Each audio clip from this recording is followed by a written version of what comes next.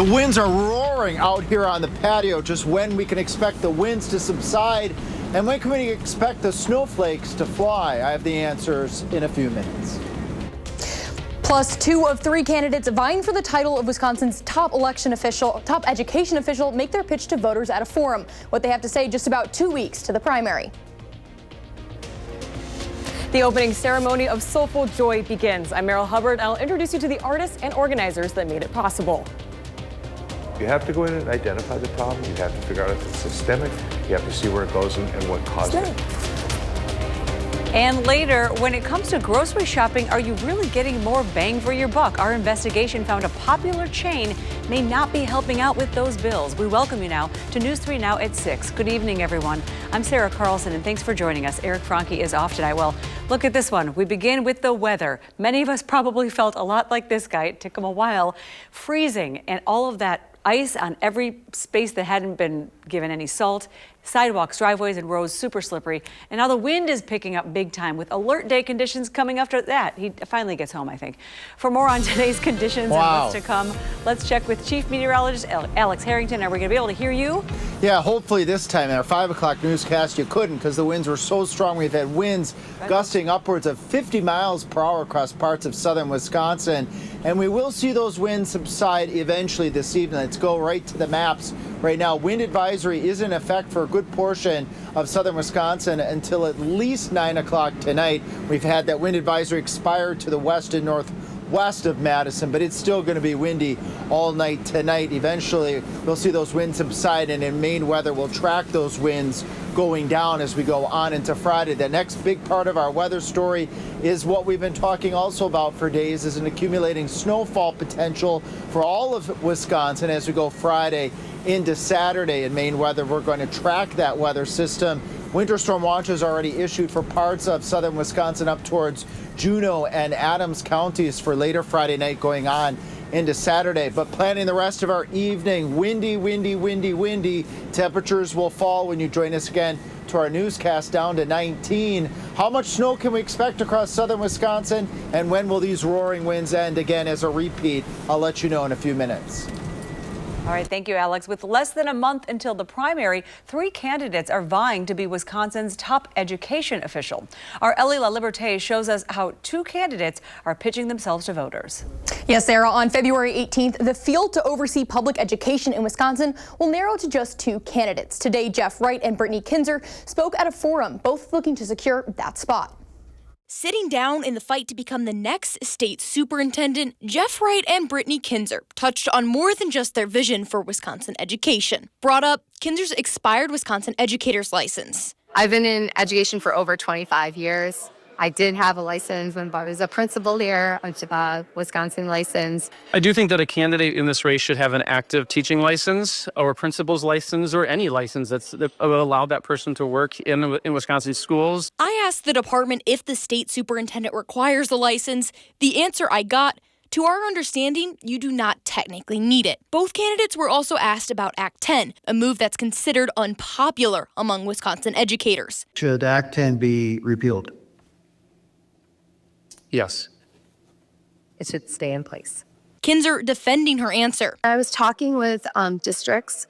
It was really like it was saving them money. Like they don't know how they would be able to go on without that. So that is where I said yes on that. Both candidates continuing to circle back to their platform. And until we fix that relationship, the department becomes more and more irrelevant and isn't providing the support that our schools need. Funding is going into the classroom, and we are rewarding our great teachers, and that DPI is transparent, predictable, and innovative. Notably absent from the forum, incumbent Jill Underly. I'm also just double booked today. I'm also at a UW System Board of Regents meeting. Forum organizers also say her campaign did not offer up an alternative date, but Underly says she would participate in a debate in the future. Now, I've also spoken one-on-one with each of these candidates. If you'd like to learn more about their platforms before heading to the polls on February 18th, you can head to channel3000.com. All right, thank you, Ellie. Students in Wisconsin could see changes to how their standardized test scores are evaluated. At the Capitol today, the Assembly Committee on Education held a public hearing to take a look at 4 bills. One of these would require the Department of Public Instruction to use the old standards for assessments on student progress. Now, this is in response to a change that the state superintendent made in 2024. Dr. Underly's administration changed the language used to describe progress on forward tests, lowering the cut scores between groups. In an interview with News 3 Now's Ellie LaLiberte, who we just heard from, Underly defended that decision. The bill's Republican authors say Underly's intentions were to raise the state's scores and make changes without consulting other elected officials. Underly released a statement today regarding those bills. It reads in part, quote, Republican lawmakers are proving once again they're not interested in real solutions. They're too busy playing political games, using our schools and children as pawns to push their own ideological agenda. And now to an update on the missing 16-year-old girl from Beaver Dam. Authorities are still looking for Sophia Franklin, and we're learning that the Amber Alert is now being extended to Arkansas. A criminal complaint says 40-year-old Gary Day of Arkansas abducted Franklin Monday outside of her home. Police say Franklin is pregnant and Day is known to be the father of the child. He is charged with child enticement and abduction. Now, this is the car they believe they are driving in. It is a 2014 black Buick LaCrosse. Day is allegedly also switching up his license plates. He has been using an Arkansas plate that reads BBR20L, as well as a Pennsylvania license plate reading KGW186. If you have any information about where the two could be, please call the Beaver Dam Police Department. In celebration of Black History Month, artists from all over Wisconsin are at Madison College to share Soulful Joy. Our Meryl Hubbard is there now. Meryl, how is the gallery going so far? Yeah, Sarah, it's going great. Organizers tell me they expect to see more than 100 people show, and I'm already seeing lots of people come into the gallery. Now, come walk with me a little bit. This is some of the art that's being shown here today. Now, all of the artists were tasked with celebrating the theme of social joy. I spoke with some of those featured artists and an organizer to see what that theme means for them. Soul is about finding that joy in those tough moments. Dr. Grady is one of the lead organizers for Soulful Joy, a new theme for this year's gallery. We're excited about this shift, moving away from centering sometimes the pain of Black women and centering the joy instead. 14 artists are featured in this year's show, including Desiree Mayo. I've had so many people tell me, like, you are too happy. And I'm like, yeah. Desiree says she was inspired by her own joyful spirit. So I took a picture of myself with my afro out, and I just put up the fist. From there, she filled her silhouette with hand-drawn portraits of powerful women who embody soulful joy. Women like Aretha Franklin, Serena Williams, and Mae Jemison, who was our first to be an astronaut and go to space, and she fought for that, right? She had strength and she was resilient. Desiree says she started the piece by drawing their eyes. It's in their eyes. You can just see the joy in their eyes. Staring resilience and joy in the face, Desiree says she's thankful that she can bring these women to life through her art. It's just a gift. God gave it to me, and I will continue to share it with the world.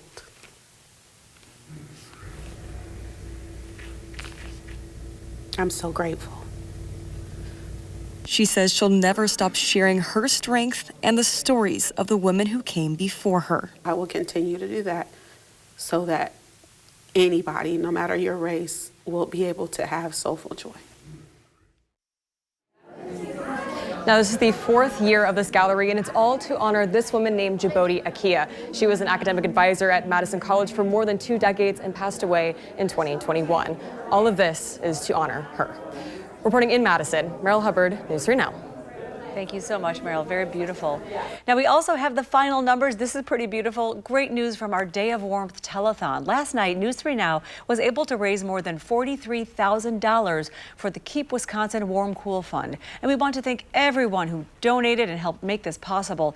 But it's not done yet. Culver's locations around the area will be donating 10% of today's proceeds to the Keep Wisconsin Warm Cool Fund. Participating locations can be found on channel3000.com. And coming up on News 3 Now at 6, one of Wisconsin's biggest grocery chains is actually caught overcharging customers for years. After the break, what a state crackdown uncovered and what happened when we went straight to that company's headquarters.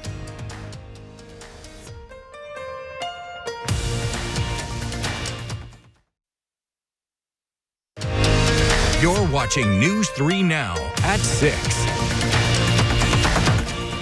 Welcome back, everyone. News 3 Now is digging deeper into a rare government inspection of one of the state's biggest grocery chains. State regulators found Pick and Save and Metro Markets were overcharging customers for years.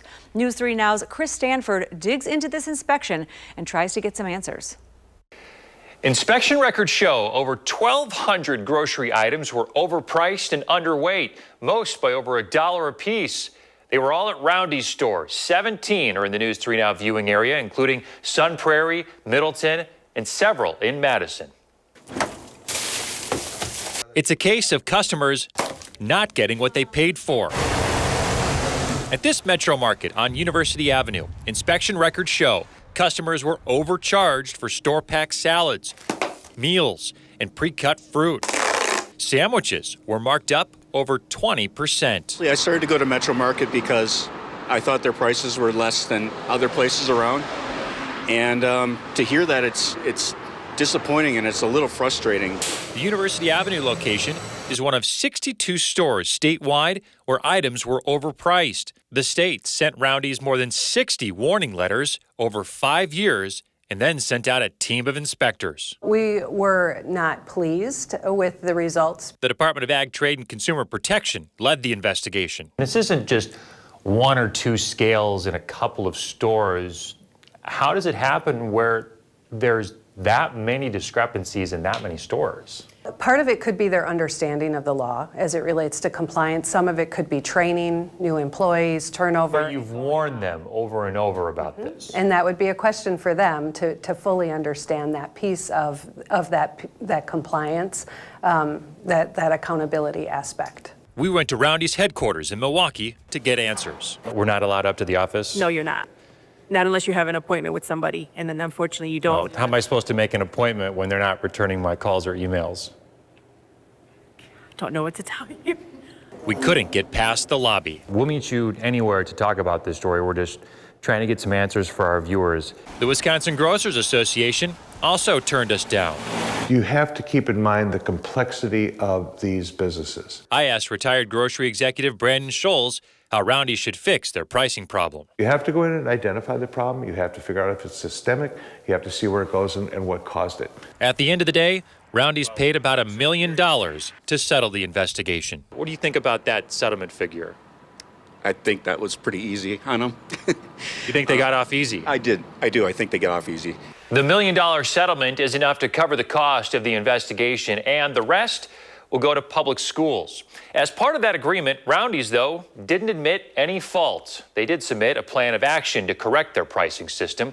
You can find all of those inspection records that shows which items were overcharged and by how much, broken down by stores, at our website, channel3000.com. We also have an interactive map that shows every location where state inspectors found overpriced items. There are 62 stores across the state. Chris Stanford, News 3 Now. All right, thank you, Chris. Still ahead, it's the beginning of a new era for Wisconsin license plates. Plus, from a Polaroid to even the famous Wienermobile, we'll tell you more about the new art exhibit going up at the Milwaukee Museum. Plus, how much snow are we expected to get this weekend? Alex has the answer when we come back.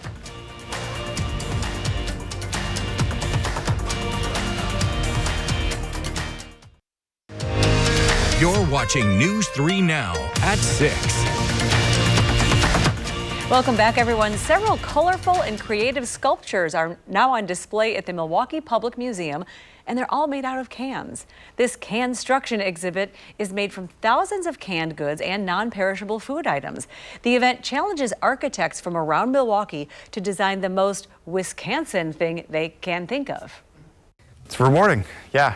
It definitely, makes us want to do it next year, and it's a lot quicker than an actual building going up. And it only takes a couple hours to build, whereas buildings takes years. It would be quicker. The canned food sculpture exhibition will be on display until February 17th. Well, after nearly 8 years and millions of letters and number combinations, standard issue plates here will soon start with the letter B. Plates that started with the letter A went into circulation about 2017. The new plates will begin with BAA, then move through the millions of letter and number combinations until everything starting with B has been processed. The DMV expects this will take about 7 more years. Well, we're getting you prepared for another weather system set to move in this weekend, and we have one viewer who wants to know. Hey, this is Ish from Madison. Hey, Alex, how's the weather? Hey there, Ish. It's nice to meet you. Hey, how's your weather here in Madison? Windy, windy, and windy right now. Temperatures falling down to 19, but staying windy through 10 o'clock. It's nice to meet you again, Ish. And we can take a look here. Wind advisory now is expired for the southwest part of the state, but still hanging on for south central and the eastern part of southern Wisconsin and the state of Wisconsin until at least 9 o'clock tonight. We've had wind gusts clocked up to 50 miles per hour. Have to hold on out there on the patio. And as we get to 10 o'clock, as I was just mentioning to Ish, our winds gusts will still be at that 30 mile per hour range, but that's getting below the wind advisory criteria. And by the time we get into Friday morning, wind gusts anywhere from 5 to 10 to 15 miles per hour. So a much less windy day as we get into Friday. Then our attention turns to the accumulating snow that we've been talking about for days. Winter storm watches for Juneau and Adams counties currently for late Friday night going on into Saturday. All of Wisconsin will be seeing snow during the day on Saturday, although there's some changes I want to mention here. Let's start first with tracking it. Saturday, early morning hours, we see snow from Madison and points towards the north.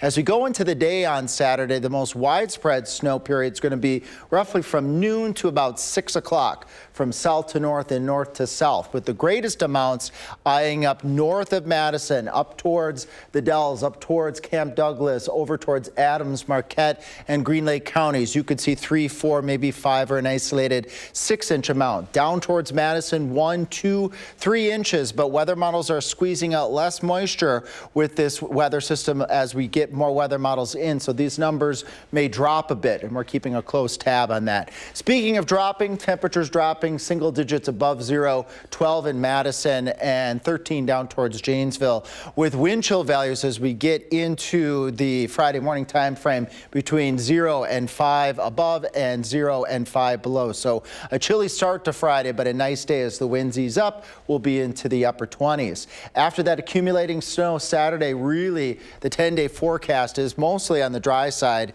and on the cold side. Well, hey, I got a chance to do another school visit today. I went to Northside Elementary in Middleton, where I talked about weather to teacher Tracy Hellebrand's 3rd grade class. We talked about what a TV meteorologist does, with a focus on severe weather and how important our job is to keep southern Wisconsin safe. And they also learned how my frames matched the forecast, with the most important frames being those red alert day ones. And a weather visit would not be complete without that famous pepper tornado experiment that you just saw there. At 10, we'll get to hear something the students wanted to say to southern Wisconsin, so be sure to listen in at 10 for that full visit and what the students want to tell southern Wisconsin. We'll be right back. And from 4 on, that was it.